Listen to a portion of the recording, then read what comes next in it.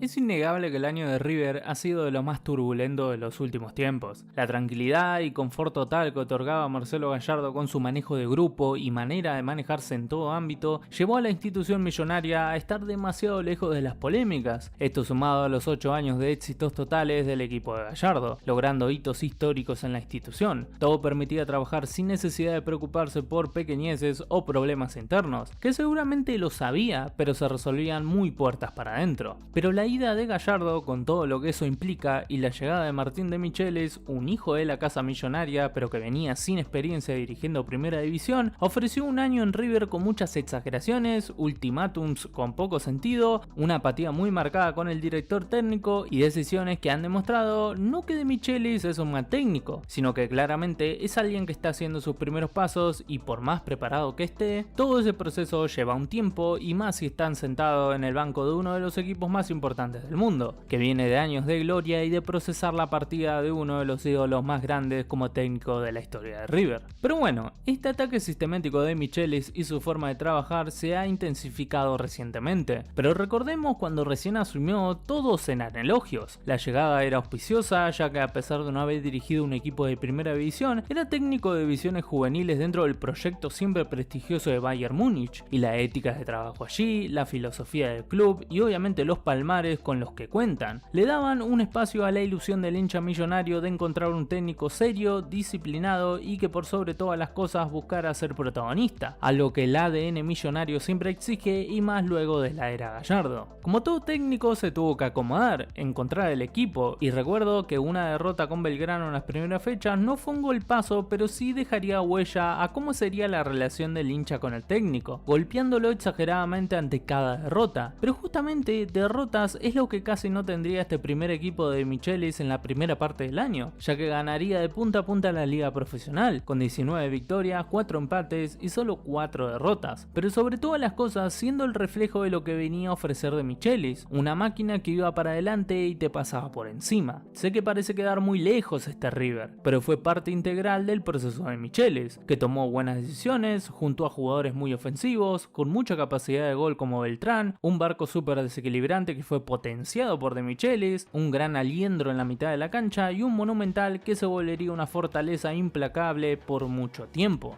Siendo la derrota con Arsenal de Sarandí la única de local en ese campeonato y no volviendo a perder en el Monumental hasta muy avanzada la Copa de la Liga. Realmente un campeonato súper meritorio que River ganó de punta a punta. Casi no tuvo rival real en la pelea por el campeonato, tanto así que quedó 11 puntos por encima de Talleres, que fue el subcampeón. Una diferencia enorme para un fútbol argentino más caracterizado por los cierres más dramáticos de campeonato. Hasta en un momento daba la sensación que le bajaron el precio a ese campeonato solo por el hecho que lo ganó River de manera dominante, un sinsentido total para un equipo que funcionó casi todo ese primer semestre de una manera espectacular. Otra vez es importante tener en cuenta que fue la primera experiencia de Michelis dirigiendo un primer equipo en un torneo y el saldo fue ganar un campeonato de manera avasallante, algo realmente difícil y más con las presiones y exigencias del mundo River. Pero a pesar de esta muestra potente del River de Michelis, como dije antes, hubo cositas que delinearon un camino donde si no se acomodaban ciertas cosas se podía volver un poco tortuoso, y si hay cosas que destacar como el comienzo de las debilidades notorias del equipo de Michelis es su vulnerabilidad jugando de visitante, algo que se empezó a notar un poco en el campeonato ganado, tapado fuertemente por su paso arrollador de local, pero donde mostraría sus primeros signos de preocupación sería en un andar irregular en la fase de grupos de la Copa Libertadores.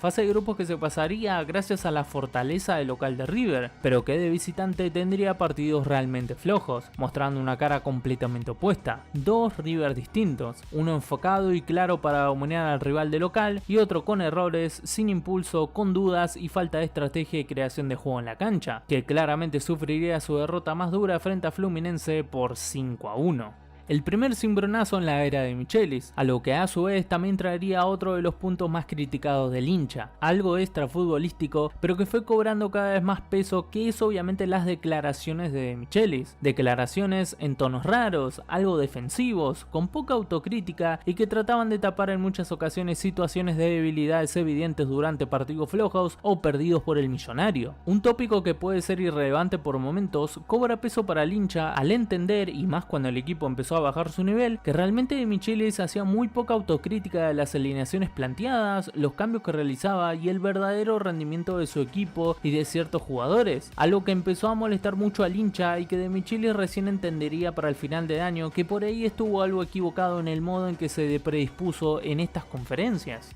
Realmente entiendo que la búsqueda era mostrarse siempre con fortaleza y no dejar espacio a los rumores, los conflictos y sobre todo la debilidad, pero al no tener un equilibrio en esto, realmente se sentía cada vez más alejado de la realidad de Michelis en cada conferencia, y como digo, intensificado por las derrotas. Una lógica y obvia equivocación de Michelis, totalmente entendible, otra vez pensando que son sus primeros pasos.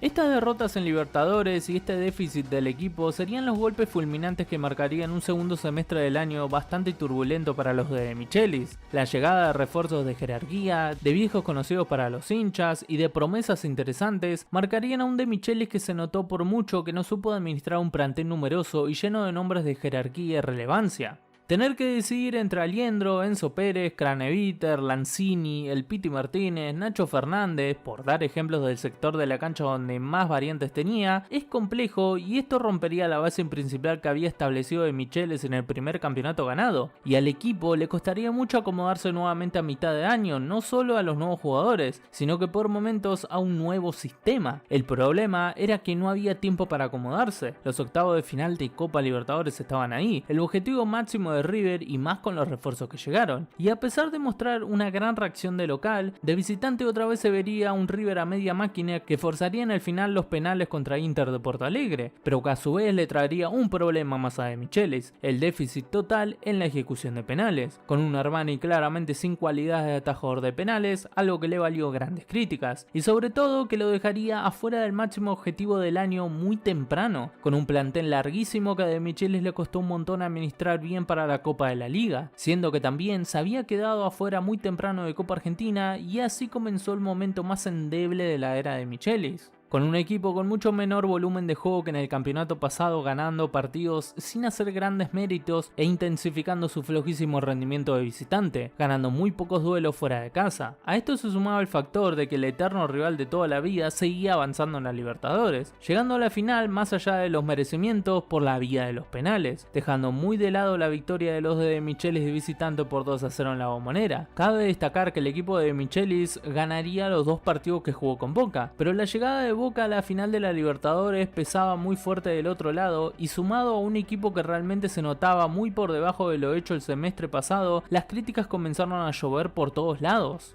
Y por casi todas las decisiones que tomaba De Michelis, desde sus formaciones, los jugadores que ponía, los jugadores que no ponía y que no tenía en cuenta, más que nada intensificado en la estrellita nueva del club como era Echeverri y la compra del uruguayo Boselli, el cual hasta los últimos partidos del año solo jugaba amistosos a pesar de todo el dinero que había puesto River, generando constantes preguntas de la prensa de Michelis por esta situación, y como dijimos, las conferencias de Michelis solo hacían ganar cada vez más la antipatía del hincha de River, el cual me parece que exageradamente y con muy poca paciencia pedía la renuncia del técnico, alegando que no está a la altura de la institución. Como dije, en mi opinión, muy exagerado. No se niega que tiene sus argumentos válidos, pero en retrospectiva lo de Michelis no fue un desastre total. Más teniendo en cuenta que ganaría un torneo de manera dominante y cerraría con mejor cara al año al ganar el trofeo de campeones, encontrando algunos nombres que deberían ser parte esencial el año que viene para encontrar nuevamente al mejor River. Al River que no olvidemos que De Michelis se encontró cuando llegó y que luego su propia inexperiencia hizo que se mareara y perdiera el rumbo en el momento menos oportuno. Pero esta inexperiencia es esperable y, como digo, a pesar de los golpes, el saldo no deja de ser positivo. 2 títulos en su primer año no es para todos.